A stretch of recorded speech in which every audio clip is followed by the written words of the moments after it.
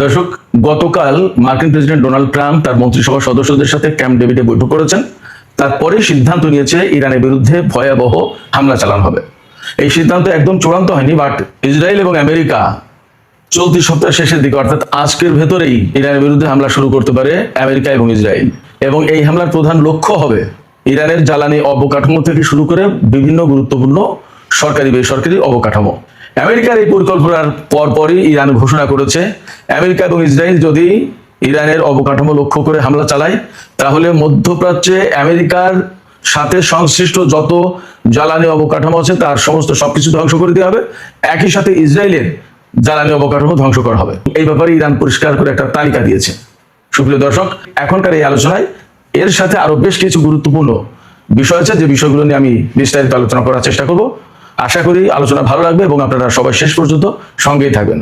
আর আলোচনা যদি ভালো লাগে তাহলে লাইক কমেন্ট শেয়ার করবেন এবং চ্যানেলটি সাবস্ক্রাইব করে সাথেই থাকবেন। দর্শক, চলুন বিস্তারিত আলোচনা করি। একের প্রথমেই ক্যাম্প ডেভিডের প্রসঙ্গটা আমি আনতে চাই, কারণ গত রাতের ভিডিওতে আমরা ক্যাম্প ডেভিড নিয়ে কিন্তু আলোচনা করেছিলাম। সেখানে বলেছিলাম ক্যাম্প ডেভিডে মার্কিন প্রেসিডেন্ট ডোনাল্ড ট্রাম্প তার মন্ত্রিসভার সদস্যদের সাথে বৈঠক করেছেন এবং সেই বৈঠকে কি সিদ্ধান্ত হয়েছে তা কিন্তু আমরা তখন জানাতে পারিনি। আমরা এই বিষয়ে বিস্তারিত জানার পরপরই আপনাদেরকে জানাচ্ছি যে আমেরিকা এবং ইসরায়েল সম্মিলিতভাবে ইরানের উপরে ভয়াবহ হামলা চালাতে যাচ্ছে। এই ব্যাপারে মোটামুটি নীতিগত সিদ্ধান্ত হয়েছে, কিন্তু কখন বা কবে এই হামলাটা শুরু করবে এই ব্যাপারে একদম পরিষ্কার সিদ্ধান্ত ঘোষণা করা হয়নি, এটা জানা যায়নি। তবে হামলা যে হবে এটা মোটামুটি নিশ্চিত। মার্কিন সিবিএস নিউজ টেলিভিশন চ্যানেল তাদের ওয়েবসাইটে খবর দিয়েছে যে আমেরিকা এবং ইসরায়েল ইরানের বিরুদ্ধে বড় ধরনের অভিযান চালাতে যাচ্ছে এবং মার্কিন সেন্টকম, যেটা মধ্যপ্রাচ্য অঞ্চলে কাজ করে, তারা মোটামুটি 2 সপ্তাহের একটা অভিযান পরিচালনা করবে বলে সেইভাবে প্রস্তুতি নিয়েছে বা নিচ্ছে। আমরা গত রাতে যে তথ্য দিয়েছিলাম সেই তথ্য একেবারেই সঠিক ছিল এবং তার ফলো আপ হচ্ছে ইসরায়েল এবং আমেরিকা সম্মিলিতভাবে যৌথভাবে ইরানের বিরুদ্ধে হামলা চালাতে যাচ্ছে। এবং হামলার প্রধান লক্ষ্যবস্তুগুলো কি হবে? ইরানের বিভিন্ন জ্বালানি অবকাঠামো, তার মানে তেল ক্ষেত্র, গ্যাস ক্ষেত্র, তেলের রিফাইনারি, তারপরে তেলের যে সমস্ত ডিপো, এই সমস্ত, আর বিভিন্ন রকমের সেতু, culvert, rail station, rail line, এগুলো হামলা লক্ষ্যবস্তু। শুধু তাই না, মার্কিন প্রেসিডেন্ট ডোনাল্ড ট্রাম্প বলেছেন, সিএনএন দেখলাম, সিএনএন খবর দিয়েছে, একেবারে আমেরিকান চ্যানেল এগুলো সব, Wall Street journal, CBS news, CNN, এই সমস্ত চ্যানেলে বলা হচ্ছে ডোনাল্ড ট্রাম্প বলেছেন যে আমি শুধু জিততে চাই, অর্থাৎ ইরানের বিরুদ্ধে যে কোনো ভাবে হোক জিততে হবে, আমেরিকাকে জিতানোর ব্যবস্থা করছে ডোনাল্ড ট্রাম্প, সেই মানসিকতা পোষণ করছে। তার মানে অ্যাট এনি কস্ট তাকে জিততে হবে। তাতে ইরানের কত বেসামরিক মানুষ মারা গেল, কি সামরিক লোকজন মারা গেল, কি বেসরকারি বা সরকারি অবকাঠামো ধ্বংস হলো, জ্বালানি স্থাপনা ধ্বংস হলো, রেল লাইন ধ্বংস হলো, সেতু ধ্বংস হলো কি না, এ নিয়ে তার কোনো মাথা ব্যথা নেই, এটা কোনো বিষয় না। তার বক্তব্য হচ্ছে আমাকে জিততে হবে, আমি শুধু জিততে চাই ইরানের বিরুদ্ধে।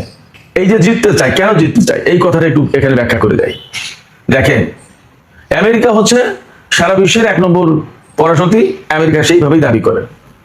আমেরিকা যেহেতু 1 নম্বর পরাশক্তি হিসেবে নিজেকে জাহির করে, দাবি করে এবং সেইভাবে সারা বিশ্বে ছড়ি ঘোরায়, সেই কারণে ইরানের বিরুদ্ধে যুদ্ধ করতে এসে তারা হেরে যাবে। আর হেরে গেলে মধ্যপ্রাচ্য থেকে তাদের বিদায় নিতে হবে। শুধু বিদায় নিতে হবে না, সারা বিশ্বের প্রভাব পড়বে। আমি সবসময় বলে আসছি, এককেন্দ্রিক বিশ্ব ব্যবস্থা বাদ হয়ে যাবে, আমেরিকার মোড়লিপনা থাকবে না, সেখানে রাশিয়া, চীন, ইরান সবাই বিশ্ব শাসনের গুরুত্বপূর্ণ জায়গায় চলে আসবে।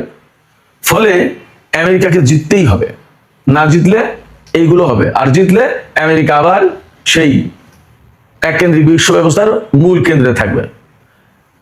আরো কেন জিততে হবে আমেরিকাকে? আমেরিকাকে জিততে হবে এই কারণে যে আমেরিকা যদি এই যুদ্ধে হেরে যায় তাহলে আমেরিকার অস্ত্র বাণিজ্য শেষ, মধ্যপ্রাচ্যের প্রভাব প্রতিপত্তি শেষ, মধ্যপ্রাচ্যে তাদের যে নিয়ন্ত্রণ ছিল সেই নিয়ন্ত্রণ থাকবে না, সারা বিশ্বের উপর যে ছড়ি ঘোরাতো সেটা থাকবে না।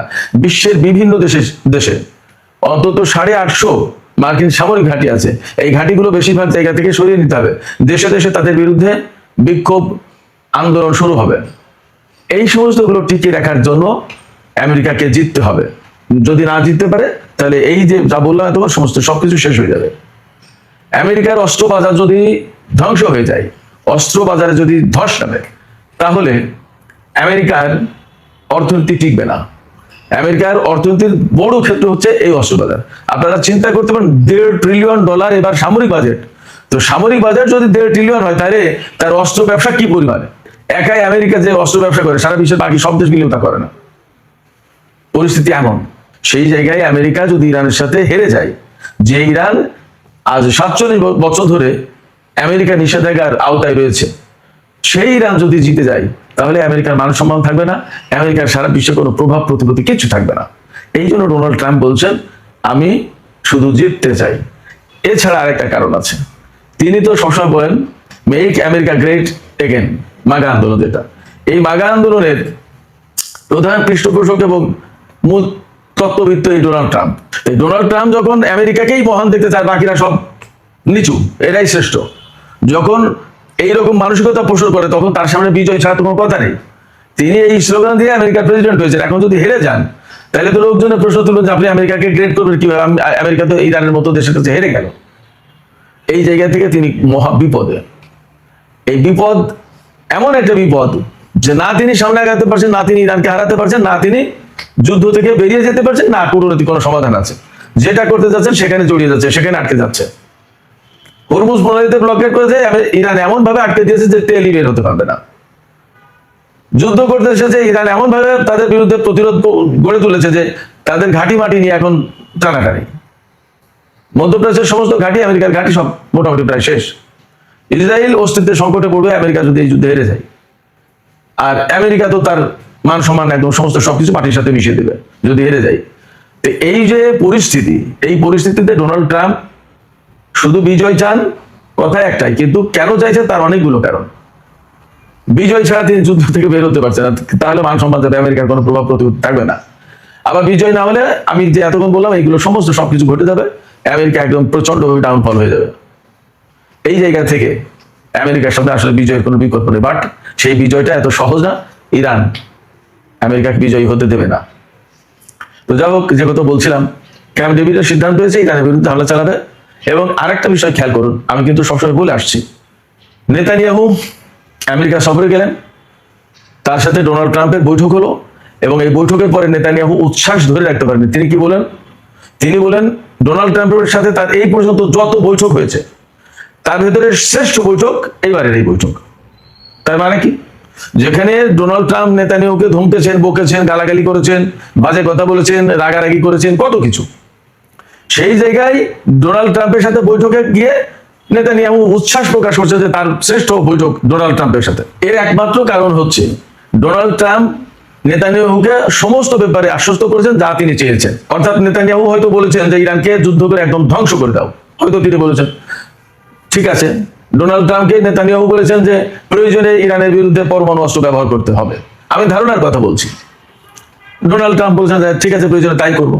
অর্থাৎ নেতানিয়াহু যা যা বলেছেন হয়তো ডোনাল্ড ট্রাম্প তাই করতে চেয়েছেন ইরানের বিরুদ্ধে, এবং ইরানের বিরুদ্ধে এগুলো করতে হবে। এটা কিন্তু আমেরিকার যতটা চাওয়া তার চেয়ে অনেক বেশি চাওয়া ইসরায়েল এবং ইসরায়েলের প্রধানমন্ত্রী বেনিয়ামিন নেতানিয়াহু। কারণ তারা সবসময় ইরানকে তাদের অস্তিত্বের জন্য হুমকি মনে করে।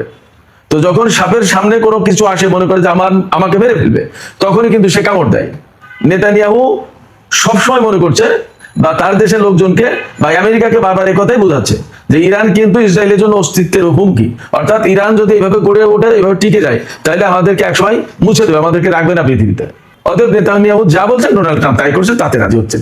এবং যখন ডোনাল্ড ট্রাম্প নেতানিয়াহুর চাওয়া প্রত্যাশার মতো সমস্ত সবকিছুতে রাজি হয়েছে, তখনই তিনি বলছেন যে আমার জীবনের শ্রেষ্ঠ বৈঠক ডোনাল্ড ট্রাম্পের সাথে এই আজকের এই বৈঠক। কেমন?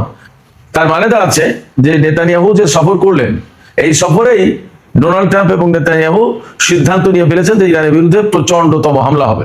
এই প্রচন্ডতম হামলার ব্যাপারে আমরা ধারণা করছি ক্যাম্প ডেভিডে মন্ত্রী পরিষদের সদস্যদের নিয়ে, গুরুত্বপূর্ণ সেনা কর্মকর্তা আর অন্যান্য কর্মকর্তা, তাদের নিয়ে টোটাল পরিকল্পনা ঠিক করেছেন। সিদ্ধান্ত ওকে, হয়তো কবে কখন হামলা হবে বা কিভাবে হামলা হবে সেই সিদ্ধান্ত আরো ফাইনাল করবেন। এই যে ক্যাম্প ডেভিডের কথা বলছে, এটা কিন্তু খুব সাধারণ কোনো জায়গা না, এটা অনেক গুরুত্বপূর্ণ জায়গা। যে কোনো মার্কিন প্রেসিডেন্টের জন্য, রেস্টের জন্য গুরুত্বপূর্ণ চুক্তি, অনেক জটিল গুরুত্বপূর্ণ সেন্সিটিভ সিদ্ধান্ত নেওয়ার জন্য এই ক্যাম্প ডেভিড হচ্ছে বিখ্যাত। এটা মূলত নৌবাহিনীর একটি গুরুত্বপূর্ণ জায়গা, নৌবাহিনীর অধীনে থাকা একটি ঘাঁটি, এই ক্যাম্প ডেভিড ঘাঁটি। এটা পাহাড়ের উপরে খুব নিরিবিলি জায়গায়।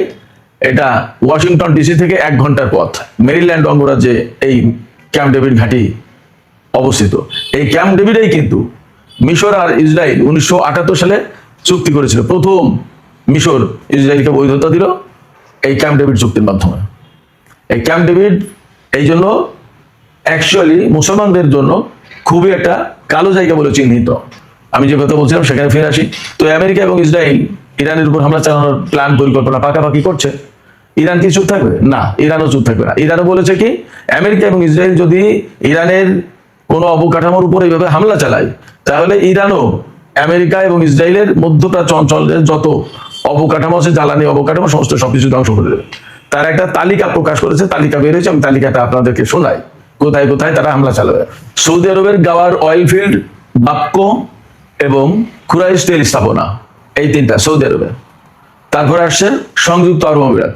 সংযুক্ত আরব আমিরাতের যেসব গ্যাস ফিল্ড এবং তেল ক্ষেত্রে হামলা চালাবে সেগুলো হচ্ছে রুয়াইস রিফাইনারি এবং জাকুম অয়েল ফিল্ড, সংযুক্ত আরব আমিরাতে। কাতারের নর্থ গ্যাস ফিল্ড এবং রাসলাফান এলএনজি ফ্যাসিলিটি, এই দুটো। কুয়েতের বুরগান অয়েল ফিল্ড, বাহরাইনের সিত্রা রিফাইনারি এবং মামুল তেল স্থাপনা, আর ইসরায়েলের লেভিয়াথান এবং তামের গ্যাস ফিল্ড, এইগুলোতে হামলা চালাবে। একদম পরিষ্কার লিস্ট দিয়ে দিয়েছে ইরান। দুই পক্ষের যে প্রস্তুতি বা যে মনোভাব, যে অবস্থা আমরা দেখতে পাচ্ছি, তাতে একথা মোটামুটি পরিষ্কার হচ্ছে যে মধ্যপ্রাচ্যে যদি নতুন করে যুদ্ধ শুরু হয়, তাহলে মানে ভয়াবহ রকমের অবস্থা তৈরি হবে। এবং যেহেতু দুই পক্ষই জ্বালানি অবকাঠামোর উপর হামলাকে প্রধান হামলা হিসেবে বিবেচনা করছে, তারা প্রধান টার্গেট হিসেবে বিবেচনা করছে, সেক্ষেত্রে পুরো মধ্যপ্রাচ্যে আগুন জ্বলবে, এটা বলতে কোনো দ্বিধা নেই। পুরো মধ্যপ্রাচ্যের সহায় সম্পত্তি সব ধ্বংস হবে। ইরান যেটা বলছে যে আমেরিকা তার দেশ থেকে কয়েক হাজার কিলোমিটার দূরে এসে, যেখানে তার নিজস্ব কোনো সহায় সম্পত্তি সীমানা নেই, সেখানে এসে সে আজকে যুদ্ধ করছে এবং মধ্যপ্রাচ্যের মানুষের জীবনহানি ঘটাচ্ছে, তেল গ্যাস সমস্ত সবকিছু ধ্বংস করছে। ইরান বলছে এগুলো আর কি। তো মধ্যপ্রাচ্যের দেশগুলো সেগুলো বুঝছে না কেন? আর আমেরিকা বলছে যে মধ্যপ্রাচ্যের বৃহত্তর নিরাপত্তার জন্য আমেরিকার উপস্থিতি দরকার। আমরা আসলে বাস্তবতা সবাই কম বেশি বুঝতে পারছি কার কি উপস্থিতি দরকার আর কার উপস্থিতি দরকার না। তো দেখা যাক, মনে হচ্ছে যুদ্ধের ভেতর দিয়েই চূড়ান্ত পরিণতির দিকে যাচ্ছে। আমার মনে হয় যে আমরা খুব শর্ট টাইমে খুব বড় রকমের যুদ্ধ দেখতে যাচ্ছি, যদি পর্দার আড়ালে কোনো কূটনৈতিক তৎপরতা না চলে। এর পাশে ইয়েমেনের হুতিরা ঘোষণা করেছে যে তারা সৌদি আরবের 8টি তেলবাহী জাহাজ আটকে দিয়েছে, বাব-আল মানদেব প্রণালী পার হতে দেয়নি। পরিস্থিতি কিন্তু যথেষ্ট জটিল। আবার গত রাতেও হরমুজ প্রণালীতে ইরান তাদের নিষেধাজ্ঞা অমান্য করে তাদের যেটা মনোনীত রুট, সেই রুটে না গিয়ে আমেরিকার দেখানো রুটে যাওয়ার কারণে দুটো জাহাজের উপর হামলা চালিয়েছে, তেলবাহী জাহাজ। তার মানে আমেরিকা এবং ইরানের মধ্যকার এই দ্বন্দ্বের কারণে এখন তেলের বাজার মারাত্মক রকমের সংকটের মধ্যে, এবং আরো বড় সংকট হতে যাচ্ছে। সৌদি আরব যে জোট গঠন করেছে, সেই জোট গঠন করে যদি ইয়েমেনের বিরুদ্ধে যুদ্ধ শুরু করে, তাহলে ভয়াবহ আকার ধারণ করবে পরিস্থিতি। আর এ পাশে ইসরায়েল এবং আমেরিকা যদি ইরানের বিরুদ্ধে যুদ্ধ শুরু করে, তাহলে পরিস্থিতি একেবারে মানে কি বলবো, নরককুণ্ডে পরিণত হবে। সুপ্রিয় দর্শকের পাশে আমি ছোট আরেকটি খবর দিয়ে আজকের আলোচনা শেষ করি। ইরাকের এরবিল অঞ্চল, এটা হচ্ছে ইরাকের উত্তরে কুর্দিস্তান অঞ্চল যেটা আছে, সেখানে এরবিল। এই এরবিল অঞ্চলে প্রচুর কুর্দি থাকে এবং সেই কুর্দিদের ভেতরে ইরানের কুর্দিরা গিয়ে ইরানের বিরুদ্ধে বিভিন্ন অভিযান চালানোর চেষ্টা করে, নানামুখী ষড়যন্ত্র বহু কিছু করে। এই এরবিল অঞ্চলে যেহেতু ইরানের কুর্দি বিদ্রোহী কুর্দিরা সেখানে অবস্থান করে, সেখানে ঘাঁটি ঘাঁটি থাকে, গত কিছুদিন ধরে ইরান সেখানে একের পর এক টানা ক্ষেপণাস্ত্র এবং ড্রোন হামলা চালিয়েছে। এই ড্রোন হামলা এবং ক্ষেপণাস্ত্রের মুখে টিকতে না পেরে ক্ষেপণাস্ত্র প্রতিরক্ষা ব্যবস্থা পেট্রিয়ট সিস্টেম তুলে এনেছে, প্রত্যাহার করে এনেছে, যার কারণে এখন এরবিল অঞ্চল একদম মানে ফাঁকা। সেখানে ইরান যা খুশি তাই করতে পারে। বলা হচ্ছে এখন এরবিল অঞ্চল ইরানের দয়ার উপরে টিকে আছে। ইরান ক্ষেপণাস্ত্র মারলে শেষ, ড্রোন মারলে শেষ, সেগুলো ঠেকানোর মতো কোনো ব্যবস্থা নেই। শুধু তাই না, সেখান থেকে মার্কিন ক্ষেপণাস্ত্র প্রতিরক্ষা ব্যবস্থা তো প্রত্যাহার করা হয়েছে। আগামী 30 সেপ্টেম্বরের ভেতরে ইরাক থেকে সমস্ত মার্কিন সেনা প্রত্যাহার করা হবে বলে সিদ্ধান্ত নেওয়া হয়েছে। এই সিদ্ধান্ত যদি বাস্তবায়ন হয়, তাহলে 2003 সালের পরে ইরান একদম পরিপূর্ণভাবে মার্কিন সেনা থেকে মুক্ত হতে যাচ্ছে, মার্কিন সেনা উপস্থিতি থেকে মুক্ত হতে যাচ্ছে। মার্কিন সেনা উপস্থিতি মুক্ত হওয়ার পর ইরাক নতুন করে আবার সেই ধন সম্পদ, তার সেই উজ্জ্বল অবস্থার দিকে ফিরে যেতে পারবে? এটা হচ্ছে এখন বড় প্রশ্ন। দেখা যাক, আমরা অপেক্ষা করি।